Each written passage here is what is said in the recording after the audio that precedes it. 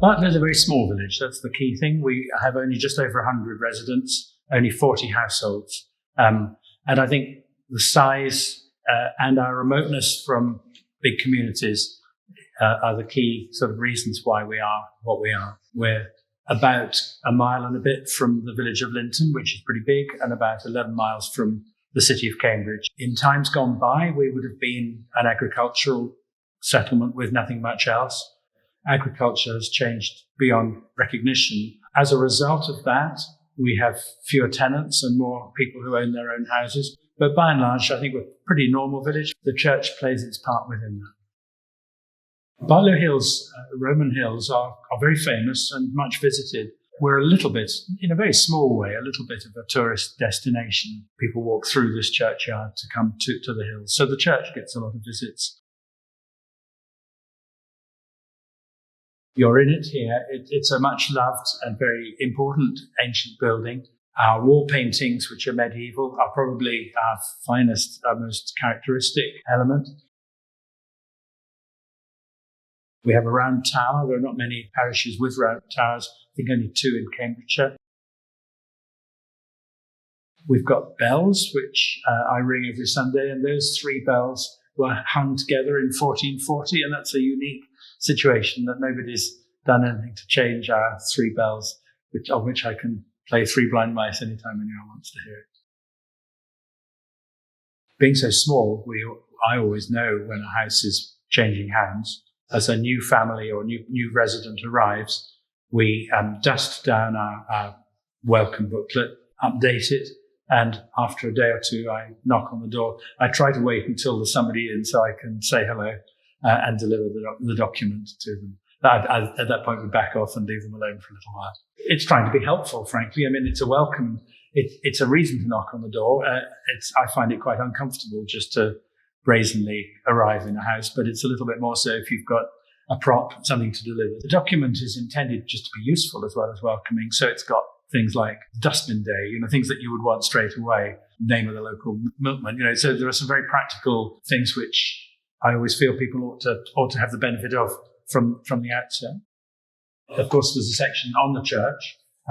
We describe the Linton team, which is a little bit complicated, certainly to a non-churchgoer, the concept of a different parish within a benefice, and explain the roles of the different clergy, which it tells people where they can find details of what services are on. We do name the associate priest who has pastoral responsibility for here with her email address.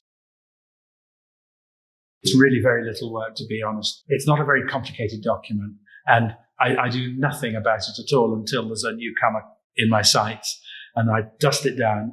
I do almost always have to make a change or 2, but you just proof it and realize that a role has changed or an address or an email or something. It's not a document that depends on great topicality. We have other ways of communicating hot news, and this is not it. This is a signpost to it. This alerts people to the WhatsApp group and the newsletter. It invites people to get themselves subscribed to those 2. And that's really, I think, job done as far as the welcome newsletter is concerned, because, well, it would lose its currency, wouldn't it? So it would probably get thrown away. Whereas with a little bit of luck, this may stay in a drawer because they might feel it's got useful phone numbers. And, it's not intended for this week's news. It's intended to be a document of longer currency. It's an ongoing challenge for us, and I suspect for most churches, to reach out beyond the core church-going population. And like everywhere else, that is an aging population. We have children coming to church, but we don't have many young children in the village at the moment. We tend to find it difficult to keep children as they get older and more independent. I think it's easier in a small community than a big one, but it's still a challenge. We try to use this building, which is it's one of our few amenities within the community. We try to use that as a sort of peg to hang the hat on. So, for example, every Christmas we have a carol service, which, although it starts as a traditional and serious carol service, ends up as a village party in the same room, with a fairly seamless divide between them. Easter, we've just had an Easter service, which was a standard Holy Communion with a children with a family stream. But at the end of it, there was an Easter egg hunt in the churchyard. Some extra people came who hadn't been to the church, who now have comfortably come into our churchyard. I think that's a helpful thing. We've recently signed up for Caring for God's Acre, which is very interesting and rewarding to try to make more use of our churchyard, our wonderful churchyard, for wildlife, for animals and for plants, and to learn more about the gravestones and archaeology and lots of things.